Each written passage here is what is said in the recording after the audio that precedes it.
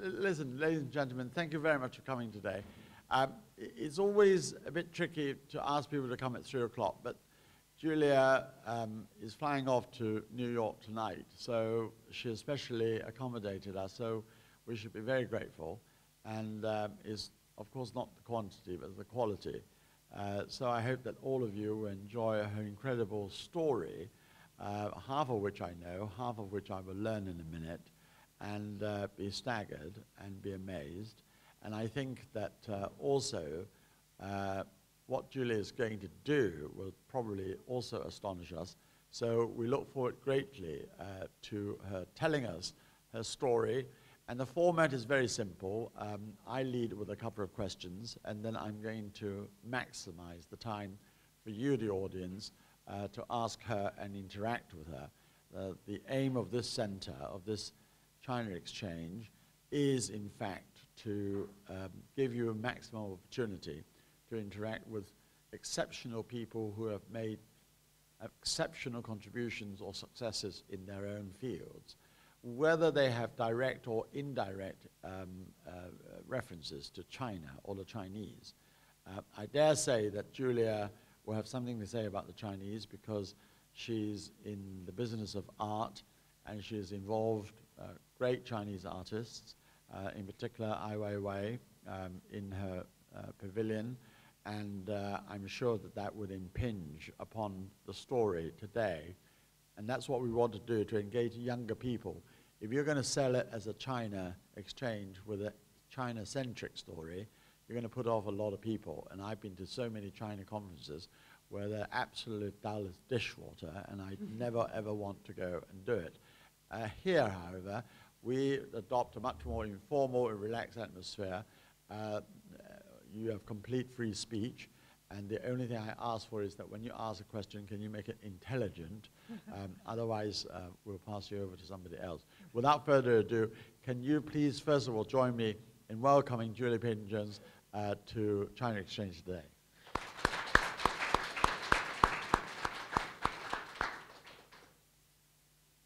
That's it. That's it. Lady. Over to you. Thank you.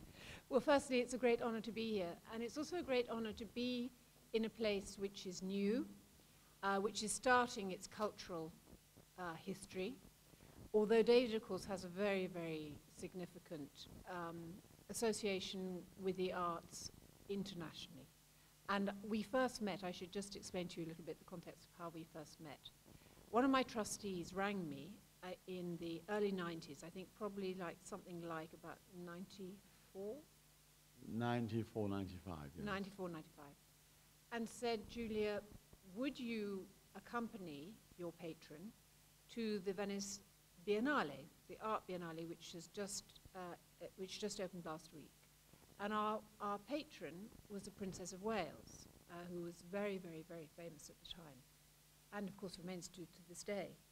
And I said immediately, no, I couldn't possibly, thank you so much for asking me, and put the telephone down. It was a remarkably short conversation. And then I thought, how very unprofessional this was, because I was not being asked personally to go with her. I was being asked in my capacity as director of the Serpentine Gallery, and as such I should rise to the challenge and accept. So I rang him back rather shamefacedly about 20 minutes later and said, I'm so sorry, that was a real aberration. I do apologize hugely. And I would, of course, accept and be honored, accept with pleasure and be honored, and then began the preparations. Now, if you work for a not-for-profit, all you think about is money. I wake up in the morning and I think about money. I think about money throughout the day, and I go to bed thinking about money. Join the club. And I worry about it. I used to chew my nails, but I stopped doing that now. And the reason for that is that you have to do everything on a shoestring, or sometimes with no money at all. And it was exactly the case in point. In accompanying our patron, the first thing I thought about was outfits, what I was going to wear, whether I had any, and if I didn't have them, how was I going to buy them? Obviously all on a shoestring. Anyway, it turned out that our host was David Tang. And we didn't know each other, and we got to know each other on that trip. And the thing that reminded me, and I remember so well about it all was him saying throughout, "This is costing me a fortune. This is costing me a fortune." I'm still paying for it. And I thought he was going to be carted off to the Tower of London and stuck in there forever. I thought, "Ooh, you can't really say that to royalty. Ooh, God." Anyway, it all seemed to be very cheerful. Nobody seemed to mind. And the trip was a massive success. It was also very, very, very important. And it was important because it was the first time contemporary Chinese art had really been presented on an international stage and in an international context. What I mean by that is when Chinese painters were presented alongside their international counterparts in an international exhibition whereby all artists were discussed equally. There was no, of course, the context was very important. Artists who work in China or the Middle East or the Far East, North or South America have different references, different contexts to artists from elsewhere, and obviously that plays in terms of the subject matter, what they do and how they do it.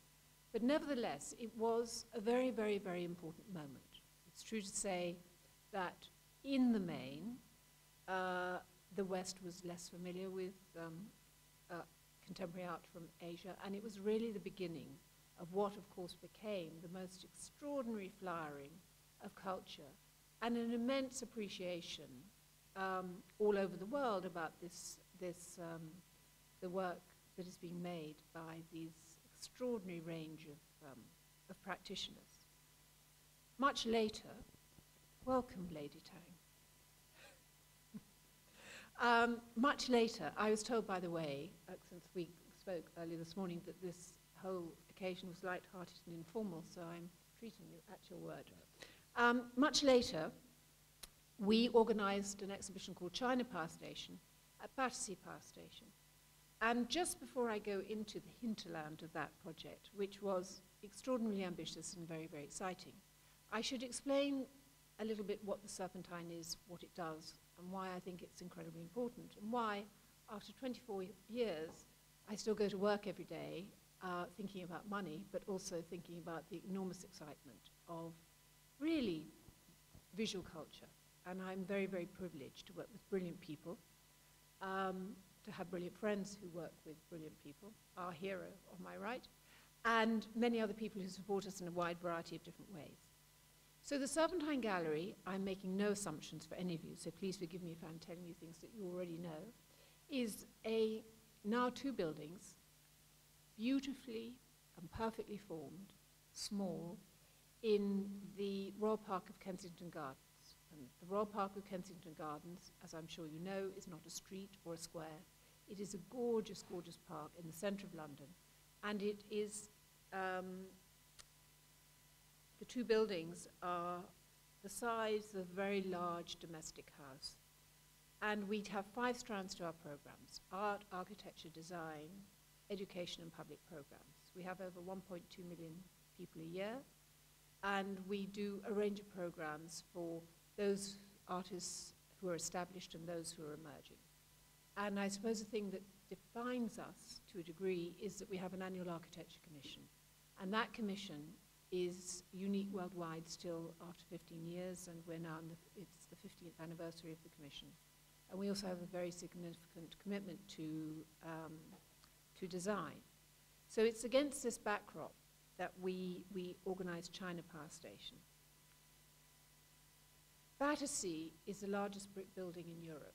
It is huge, huge, huge. It's currently under renovation. It's currently undergoing a huge transformation, with some of the greatest architects in the world being commissioned to design buildings which are already under construction.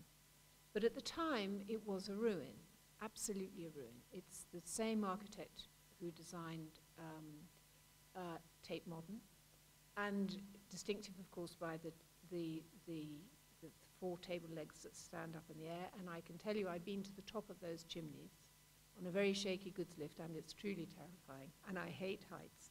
However, I felt when I was asked to do it, it was one of those opportunities that I'd have felt feeble forever if I'd said no, and terrified for the time if I said yes. So I took my life in my hands and went up there, and it was hugely exciting. So what we did with a minuscule budget was take on one of the turbine halls. They were called rather simply A and B. I think we were in A. And we commissioned a principally artist who used moving image, video.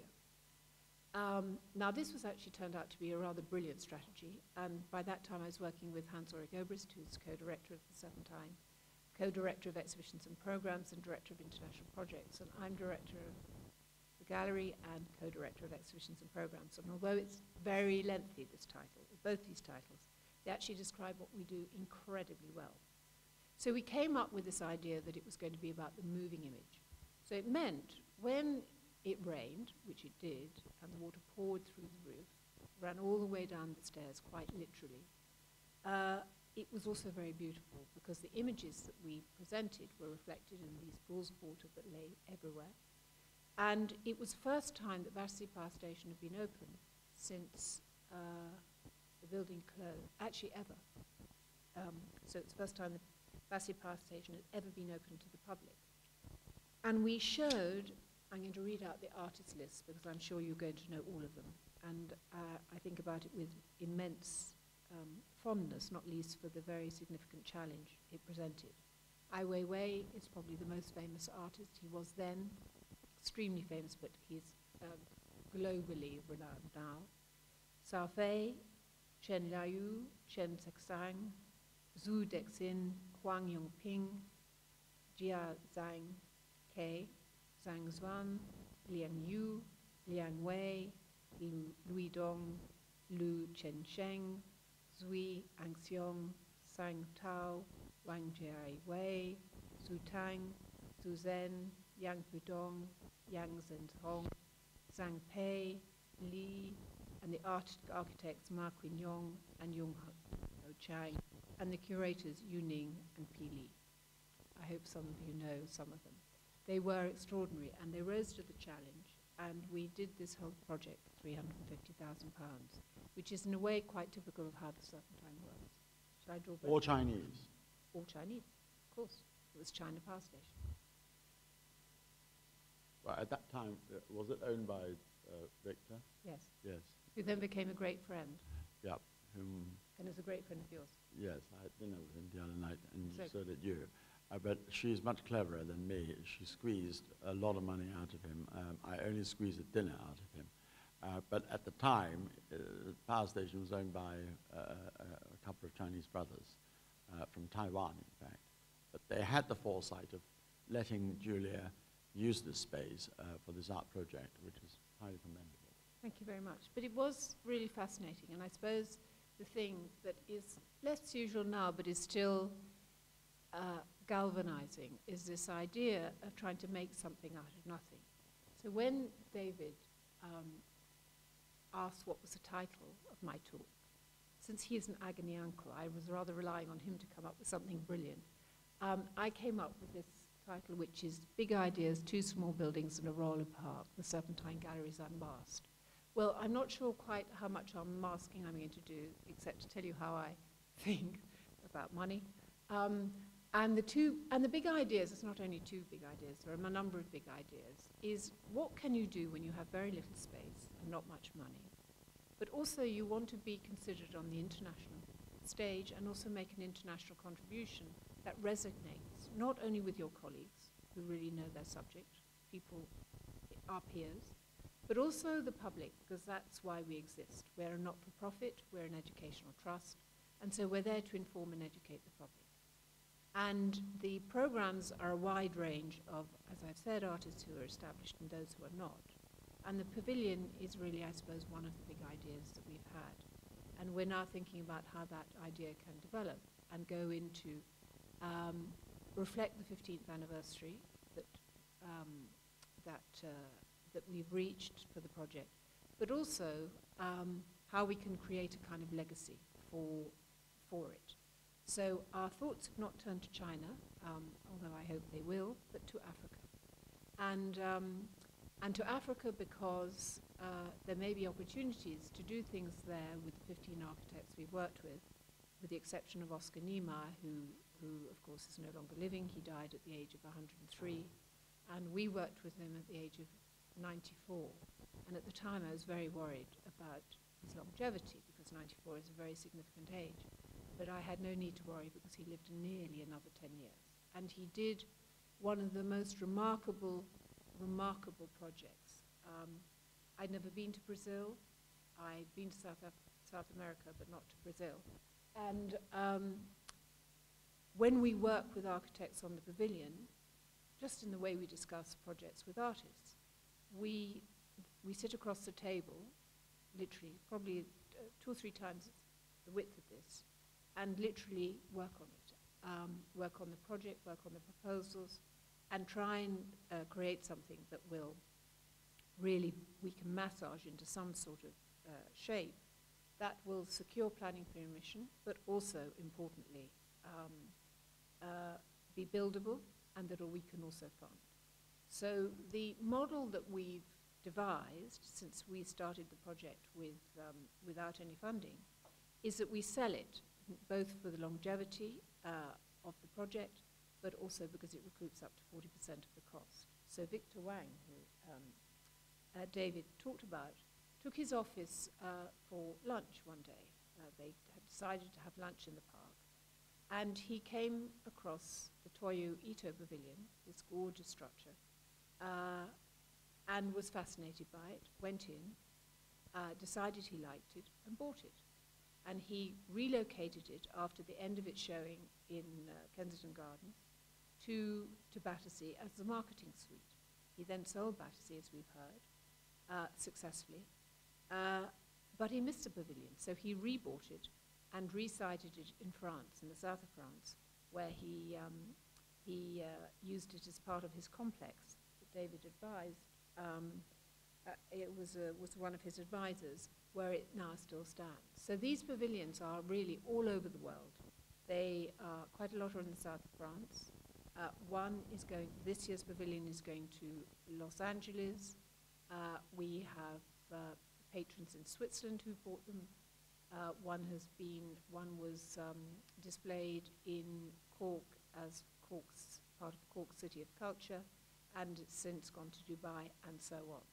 So this extraordinary project of these temporary structures end up starting, whilst they might start on the Serpentine's lawn, they end up in all sorts of ways in some countries that you could never even imagine at the outset. Can you just expand on your African project? Because that marks the 15th anniversary of this annual project, which has become not only the highlight of Serpentine, but of course the most glamorous summer party, for which you cannot possibly get tickets unless you are what they call an A-lister, or a hanger-on to an A-lister. But apart from that, in celebration of this 15th anniversary, what is your project in Africa? Well, maybe I can talk about the summer party, because as a public sector organization, it's a rather curious thing to be hosting this party. And I've always felt that if you have to do something, you need to do it as well as you possibly can. Otherwise, it doesn't quite work. So if you've got to give a fundraising party, and that's also a convention, started by the Americans and picked up very enthusiastically by people here in England as a way of generating income, then you've got to make it fun, you've got to make it glamorous, and you've got to make it something that people want to come to, because then they will buy a ticket, and then that means you charge a lot for it, and then that means that helps your programs, and then you can do the work that you want to do. So all roads lead to Rome at the Serpentine. And the Rome is the programs we present. That's why we do what we do. So the summer party was an invention. It started as gala dinners with our patron, the Princess of Wales. And when she died, and after our 30th anniversary in 2000, we decided we couldn't match those kind of events, and we decided to do something altogether more informal, which was really like a party on the lawn rather than a seated dinner. And so we sort of gave it our best shot, which was good, and it's now turned out to be something that people want to come to, which is great. I must say I would never go to it if I had the option. And it's very, very helpful income generation and very important. As far as the Africa project is concerned, the Spanish architects that we're working with this year, Selgas Cano, did an extraordinary project in Turkana, which is about 2 days drive away from Nairobi. And what they did was they built a education, a school, and a medical center, which was built out of corrugated iron. It was expensive because they had to import the materials from Nairobi and drive them across the country. But the principle was a very interesting one.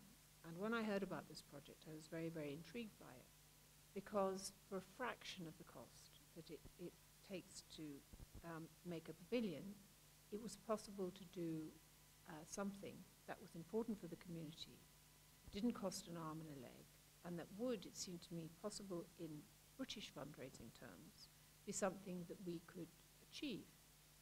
So I organized a meeting with Victor. There are certain people that are going to pop up clearly during today, which is kind of unexpected, but Victor seems to be one of the people, one of the cast, so to speak.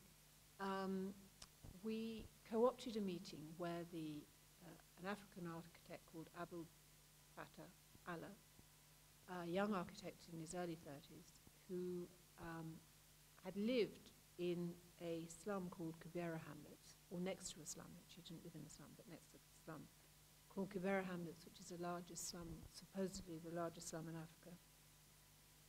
Other people who'd done work there, the architects who designed Turkana, the project in Turkana, Victor and our structural engineer and ourselves all got together and said what might be possible in Nairobi. And we began to brainstorm. Now, if you do this in London, all I can tell you is you really are talking through your hat. So I was, we're going to do pavilions, and we're going to do this, and we're going to do that. And the people who'd been to Africa looked at me and went, really? Julia, I think you should go. And I went, it's not going to go, it's going to be fine. And I did go recently, and it was completely fascinating. I thought I was going to cry walking through the slum from the moment I stepped foot in it till the moment I left, which was completely and utterly untrue. What I learnt was an enormous amount, and I learnt that there is a division between the government and, so to speak, the private. The school that I went to see is run by a 29-year-old young man who, together with Abdul Fattah Allah, is brilliant, unbelievably brilliant. I'd like to work with them both every day of my life, because they are hugely intelligent, extremely able, galvanized, and willing to change the world. Now, I think that's great. So just a great people to be around. And we began to brainstorm what we might be able to do. But I learned also about this visit that it was respecting the enormous qualities of their community, about not imposing what the West thinks would be good, and to respecting and embracing their vernacular. So my ideas of marvelously designed pavilions by the great architects of the day went out the window immediately. And what I decided could be very interesting would be to look at what might be possible in terms of building something that the community wanted, not what I thought they wanted, in the materials that they use, which in Kibera, from what I've seen, is principally corrugated iron, or corrugated steel. After all, that's mostly what the Icelandic housing is built out of. If you've been to Iceland, one of the surprises is that the simplicity of the materials, and to really explore architectural solutions to education, their challenge on education, as well as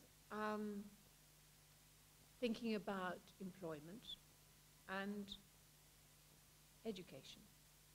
So the employment, the 65% unemployment in Kibera Hamlets which is extraordinarily high. And yet, all the workforce from Nairobi comes from Kibera.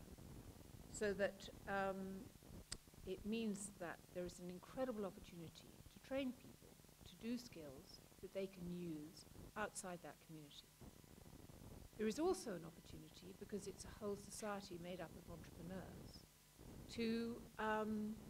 there is also an opportunity to use their entrepreneurial skills to create a kind of educational model whereby they have abilities that they can use out in the world, for example, as carpenters or painters. So we are exploring what we might do in both architecture, education, and practical skills. And it's too early to say now what the outcome might be, but I'm incredibly optimistic. All right, well, look, listen, you've heard a bit of history about the Serpentine. Julia has confessed that she's been there for 24 years, which is a long time. I just wondered whether any of you have any intelligent question to ask her. So there's a mic there. Who would like to ask a question? Yes, Eleanor.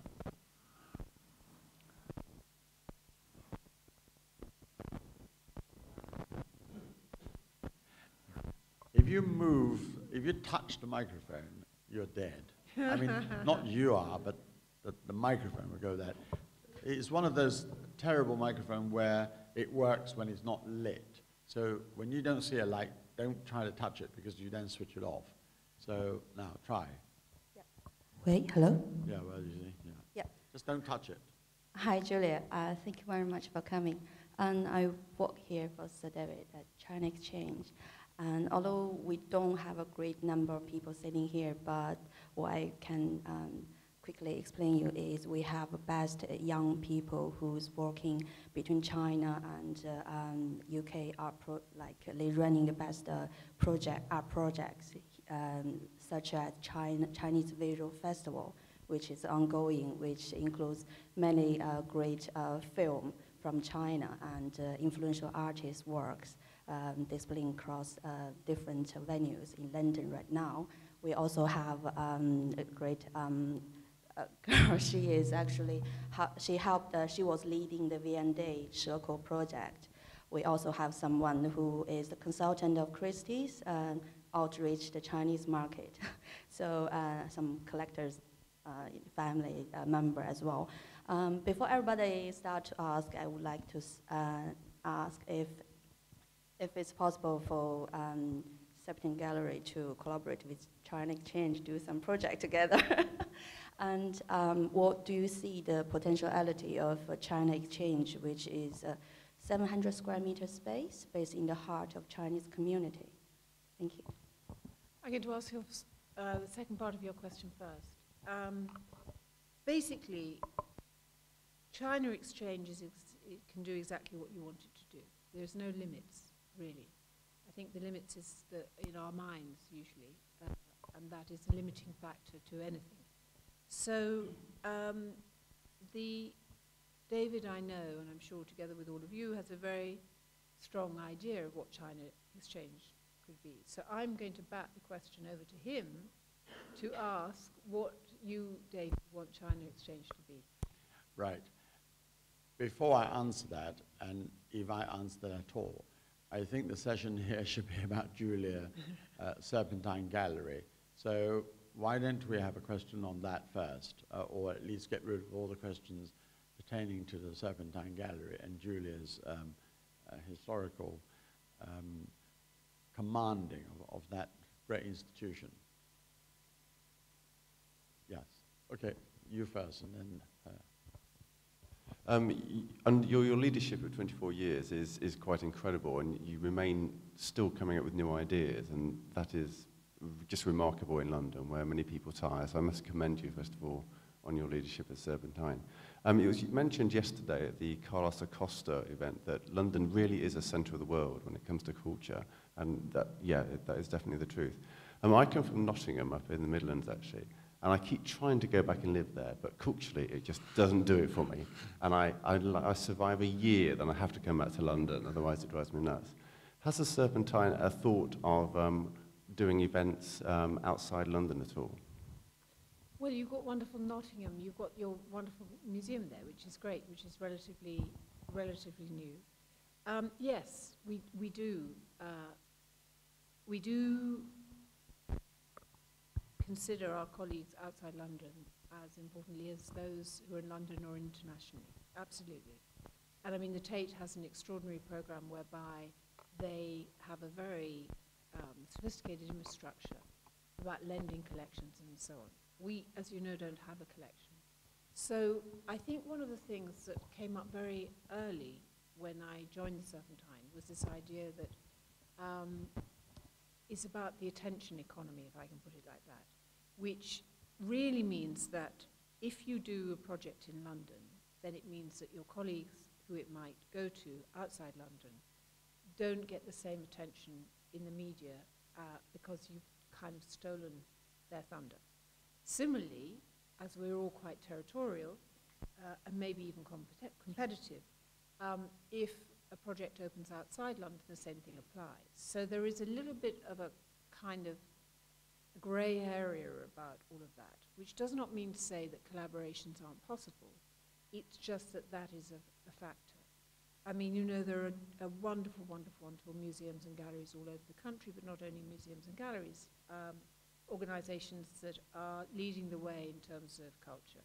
And that is incredibly exciting. In fact, this, people don't like to confess it, this territorial mentality, but I can't think of two institutions in London where they work together.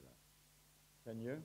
Well, in the early days, we collaborated with Tate on a Richard Serra exhibition, which was incredible, and then also a Rebecca Horn exhibition. But it is true to say now that we respect our colleagues hugely, but we rather like our bit of... When I had a conference in Hong Kong, I brought out Julia, Serpentine Gallery, Nick Serota of the Tate, Mark Jones of the V&A, Michael Lynch of the South Bank, what's his name from the Guggenheim, that man, very famous man. Kranz. Thomas Kranz from the Guggenheim.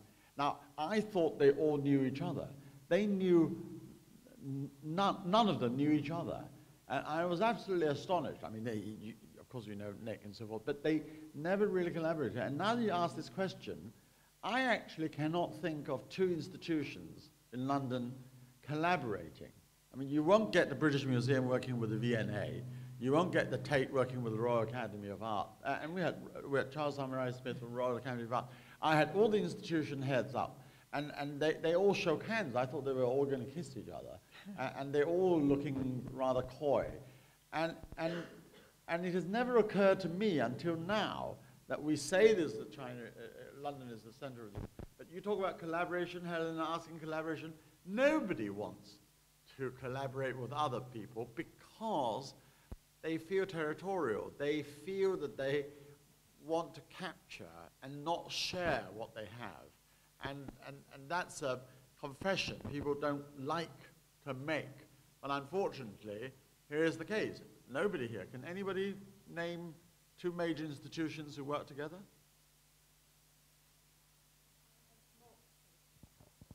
Anton Dack. I work for a very small organization, China Culture Connect. We are on our 5th year. We actually work with BFI and also Dot House. You also what? BFI and Dot House. BFI. BFI. Yeah, we work for them. We curate the Chinese New Year film program for them. Now we curate Essential Experiments program for them. It's a program to showcase artists' practice in moving image art. In fact, we bring in Zhang Peili and Yang Fudong and Kan Shen to BFI this year on the 19th of May. I would like to invite Julia and also Hans and Sir you to the UN. London Film Festival. No, it's not London Film Festival. It's called Essential Experiments. It is a program trying to make film audience understand artists who practice in moving image art. Yeah, no, to be fair, thank you very much, but it's not a major collaboration between two established institutions. How old are you? The fifth, so they're 5 years old, right? Okay. BFI only moved into a new building last year, but anyway, BFI is very, very substantial, I agree.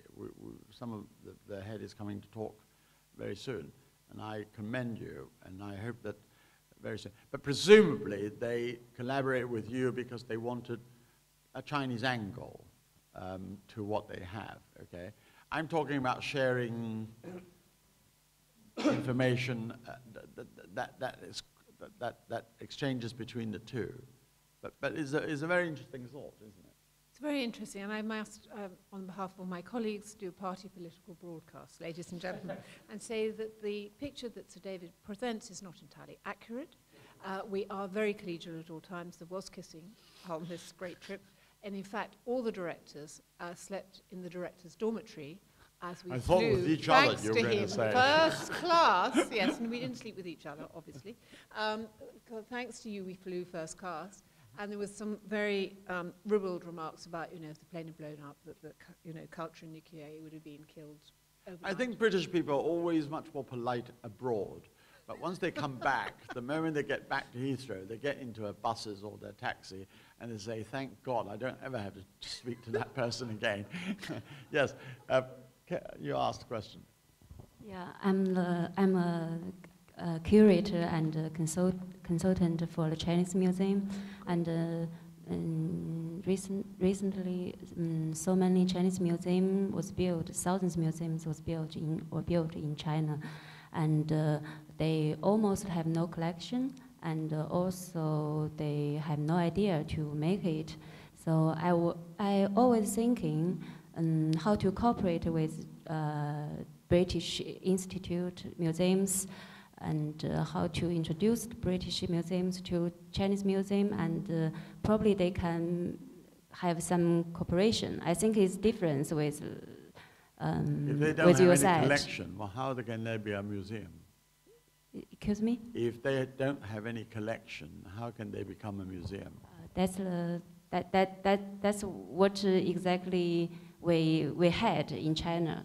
In China have so many this kind of condition happen. For example, Helena mentioned the circle project with the VNA project. I think probably you both know that project. I'm the consulting for the Chinese Circle Museum in that project, and that museum have no collection now, but they want to have how to say, they want to start it, and they want to show some good things for Chinese public, for Chinese visitors. You mean collaborating with the VNA to ask them to lend artifacts to the museum? Yeah, that's a part of the contract. It's also including some like training, the employment, and also including education project, and so on. So my question is, I'm sorry, my question is your gallery have interested to cooperate with the Chinese Museum or not? Because I know Hans is very often to visit China, and your gallery also makes so many Chinese artist shows in your gallery. So I wonder if you have some idea about that. Thank you. Why don't you have some idea about anything? People always say, can we cooperate with you? Well, what? And then they say, well, and then they don't even have an idea, nothing specific. I suspect you have a lot of people who come to you and say, can we collaborate? Can we cooperate? And you say what? And then they say, well, and they're wishy-washy. For example, what do you think? What do you think Serpentine Gallery could offer you? For example, co-curating. Because actually the Chinese Museum now is not only need the traveling exhibition to only buy an exhibition. They want to co-curating. Do you think it's possible to make it? Yes. I mean, we are open to collaborating with our colleagues all over the world. And indeed, we do collaborate with our colleagues all over the world. So this is just, it would be an extension of that collaboration. So very much so. And I think it's what's so interesting is the axis point that London operates between East and West, because you know if you have London in the centre here, you can look to North or South America, and to East to China. So it's an incredible position axis that we are here. But of course, we are open to collaborating. We are open to collaborating with colleagues all over the world, and with many shared audiences and many shared endeavors and many shared interests. So, but yes. surely behind that has got to be a sense of excellence. I mean, it's got to be, either you collaborate with an amazing institution when you know what that institution has done, or you suddenly stumble across an idea that you feel, wow, that is a good idea. So I always say to people, I said, look, anything is possible, but tell us something. You know, if you say, I can now split the atom into 5 pieces, well, I say, well, show me how, and we'll collaborate. But if you just say, let's talk about collaboration, curate, what is what I always ask. I mean, forgive me, Julia is very diplomatic. I mean, that was a very nice answer. But the truth of the matter is that, you know, I'm sure she goes back and says, look, we've got Ai Weiwei, and we've got Sadia Hassad. I mean, why, Saad Hadi, you know, why do we want to... Unfortunately, this is not the kind of thing that she can say, nor a lot of people can say. But underneath, I can tell you that that's how they feel. Everybody, you know, if you're a Rolls-Royce, you don't want to collaborate with a Skoda. However, you see... Unless you get a fantastic idea. Well, yes, and you never know that the Skoda isn't doing pioneering work in developing, you know, a new electric car or something. No, that's Tesla. So, I mean... What? Right, all right. I can see specialists in the room. Thank you very much. But really, genuinely, I mean, of course, David's always right. And that's something I learned very early on. But building on his comment, obviously, what I would say is that really you have to be open now. It's part of the current sensibility. I would be very out of this time if I said, no, we either don't want to collaborate, or, you know, I took a rather sort of moral high ground saying we're only going to collaborate with people whose name begins with S or something. So it is a rather extraordinary world. You know, the extraordinary thing about the public sector is that you work with people who have no history, who are really at the beginning of their careers, who are starting out and may go on to extraordinary promise. And you work with people who are unbelievably brilliant and have a very established reputation, and all those people in between. And even though you might work with those people at this point in time, you don't know in 5 years' time whether that brilliant reputation will still be brilliant, or that young and emerging artist who you thought was so promising is going to actually emerge. Maybe they'll retire. You never know. And so if I've learned one thing, I have to be incredibly open to new ideas, open to new geographies, open to new influences, in a wide variety of different ways. And that stretches me. It stretches me on a daily basis because I work with people who are younger than me. I learn from them. I hope they learn from me. I sometimes doubt it. But it is a kind of fascinating endeavor. And, you know, I think it would be, and I'm not contradicting what David says, obviously. I'm really, really building on it because the trick is the world is so big now. And you know, with technology, there is no place on earth that hasn't got a musician in the bedroom or an artist, you know, in the kitchen. You know, Hans Ulrich, who you mentioned, who's the co-director of the Serpentine, you know, he became known for doing an exhibition in his kitchen. And that now is an extraordinary project that has been recreated last year. So there is no right way and there is no wrong way. what that means is, which is incredibly exciting, is that you have to be very smart, very inventive, very open, very creative, and test yourself always about what you're doing to see whether it can be done in a different way, a better way, a more interesting way, a more stimulating way. And obviously, part of my job is to recognize that every day people have views about the Serpentine, not always good ones, and to learn from them. And that's also a very fascinating kind of way of looking at the world. So I keep trying to learn to the best of my ability. There you have the most polite head of a major art gallery in the world. I mean, for what it's worth, it's not my forum here, but you have to do something and show it to somebody, and if they say, wow, that's the moment when you might qualify, or you think you might have the confidence to go and show it to somebody.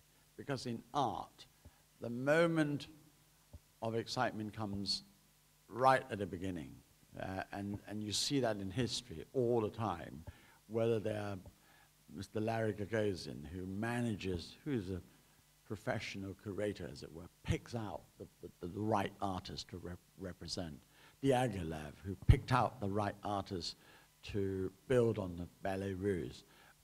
You have this incredible, what I call impresario in curators, who pick people out for their talent, and you've got to pick them out, and that's the whole point. Even Bach was not famous for a long time until Mendelssohn picked him out. And so you've got to make a wow factor somewhere before you can go and approach and have the daring and the confidence with which to approach a major institution. And when you break in, that's where you make it. Sorry. Yeah, hello. Yeah. All right, you and then you. Thank you. We've got 10 minutes, so we've got 2 or 3 more questions. Okay, Ms. Peton-Jones, thank you for sharing your story with us. And I think you have done greatly in art and education. So I'm representing the Chinese Student Association of UAL. So I'm just wondering if you are aware of any current works from the students studying in the University of Art of London. So I'm so sorry. Any current works, like some paintings or some illustration works. So if you are aware and you are interested or you know anything about that. Hold on 1 minute. I don't understand you, so I suspect Julia, who is even more polite, who's now being silent, does not understand a word you say either. Now, you represent UAR, did you say? I'm representing the Chinese Student Association of UAL. UAL. UAL, University of Art London. Yeah. Student Association. Yes. That's Chinese Student, that's CSA. CSA, how is that UAL? yeah. University of... The Art of London. Yeah. Yeah. That's good to meet Oh, you. University of Arts. University of Art of London, yeah. Yes. So just wondering. You're asking Julia whether the Serpentine know about the Chinese artists. Yeah, because I UAL. have heard some big names. You named Chinese artists, but I'm just wondering about Chinese students. I mean, who are doing arts in London. I mean, one of the things that is a kind of permanent pressure is how to keep on top of all the arts, all the artists coming through, whether they're students. So I'm going to cut to the chase, because otherwise David will do it for me. The short answer to your question is no. However, I work with somebody who is unbelievably well informed. So if he was sitting here, he might well say, yes, absolutely. If we don't know, and I'll check with him, I'll see him, we'll speak to you later on today. If he doesn't know, then we are both, or one of us, is going to come and have a look. So if you will be our guide, it would be a great pleasure to come and look at the students' work that you're describing. All right, so then may I ask a follow-up question? So are you willing to be a guest speaker to the Chinese students, so UAL, which we could manage later if you are free sometime later? Of course, it would be a pleasure. I'd be honored. Yeah, I know. She's being polite, but you've got to come up Yeah, with don't be diplomatic to me. Let me be frank. You've got to come up and speak. On what? Why? How? Yeah, You so know, we would like to introduce you and your actual ordinary work to... We have so little time in the world. Yeah. Julia is the second busiest woman I know on earth, other than Hillary Clinton, okay? Okay. So if you want her attention, you've got to, I mean, I've been sucking up to her since 1992 with Princess Diana for 20 years before I can get her for an hour here. So you have a lot of work to do. I'll pass that microphone over behind the girl.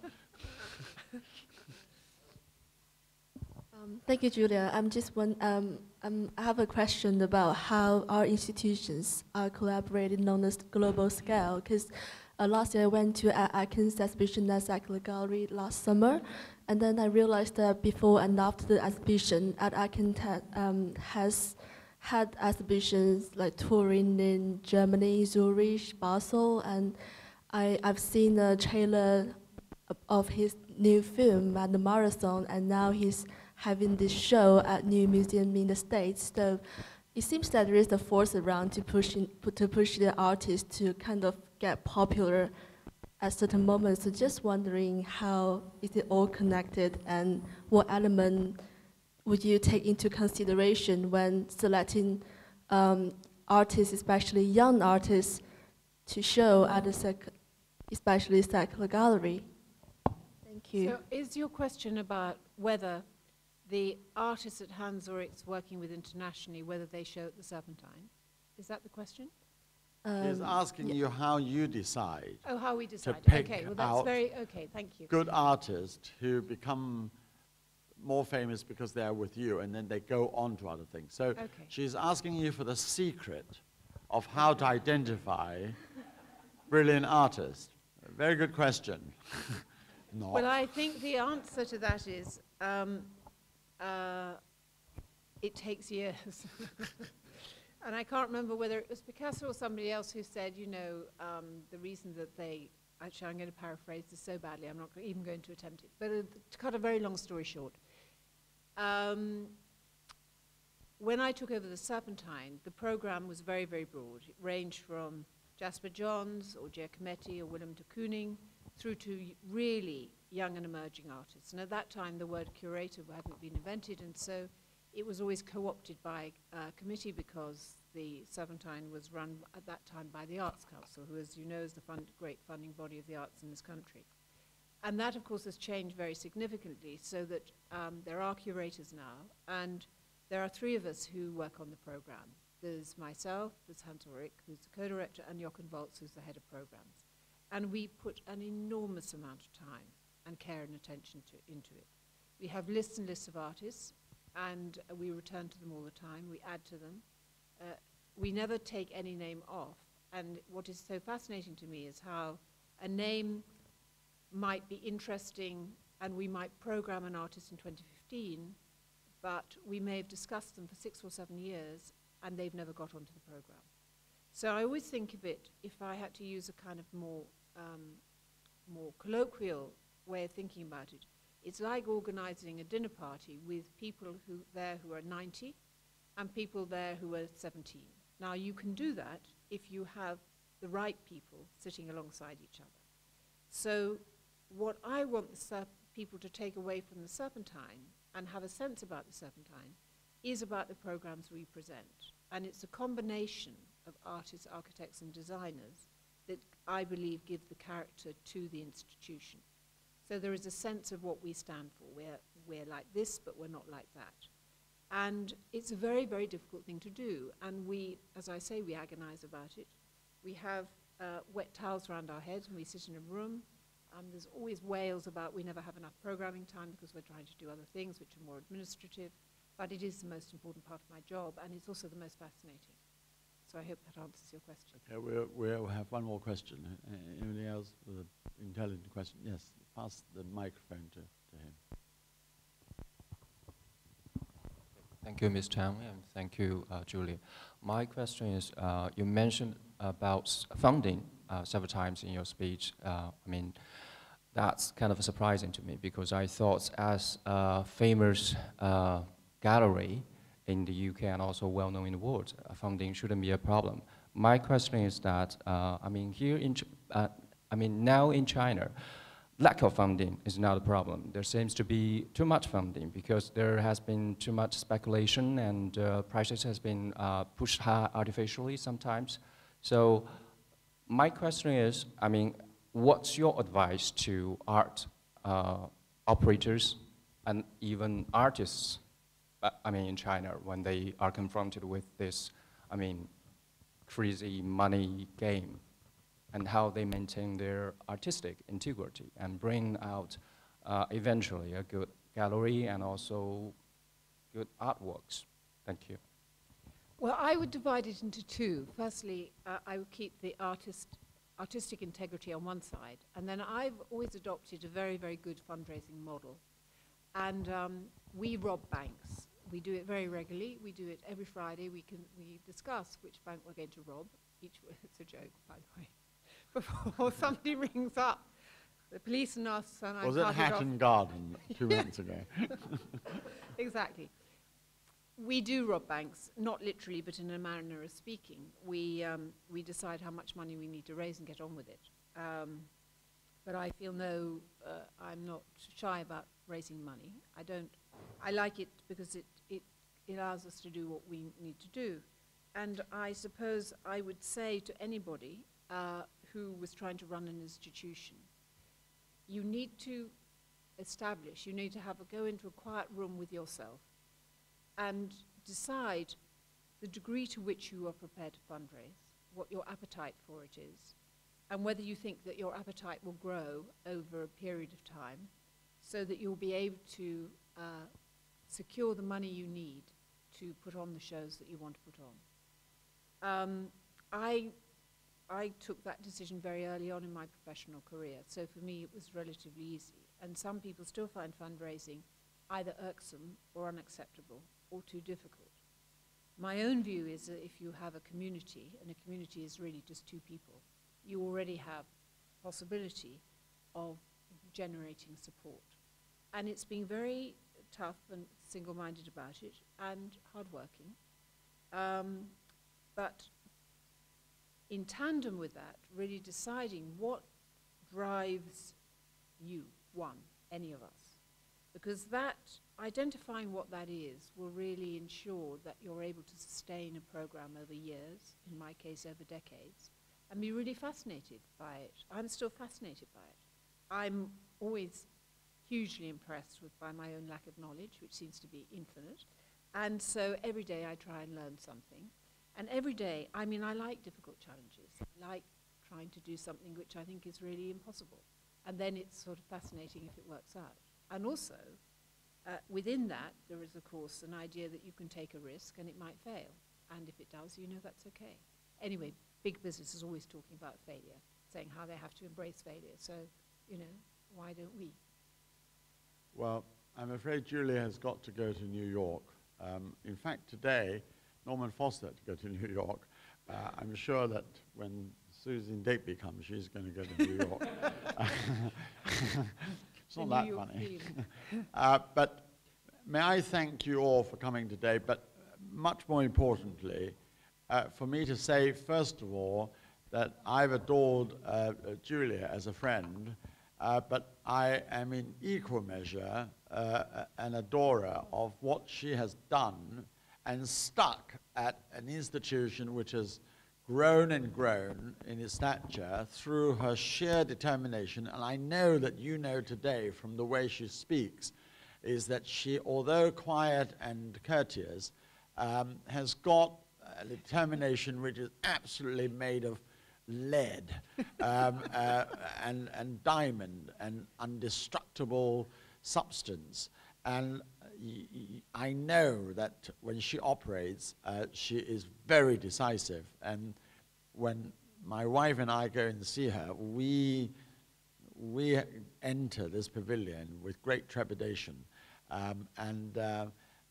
Then you realize that in this world, you have to have a very focused mind. And I think that you have seen in front of you now an example of somebody who is so focused, so dedicated, so enthusiastic, and sustaining that for decades and seemingly for decades to come is what I regard as the kind of people we like to invite to China Exchange, namely exceptional people in the exceptional field. So will you please join me warmly in thanking Julia for coming here for just 1 hour, even before she boards a plane, which for us is a huge honor. And I kneel down as MacArthur did not in front of the emperor in China, but I will do so in front of Julia and the Serpentine Gallery, and we will pass it every day. And I hope that you will go from strain to strain, and no doubt next time you will become the curator of the world's global museum or something extraordinary. Thank you Julia, thank you very much. Thank you very much.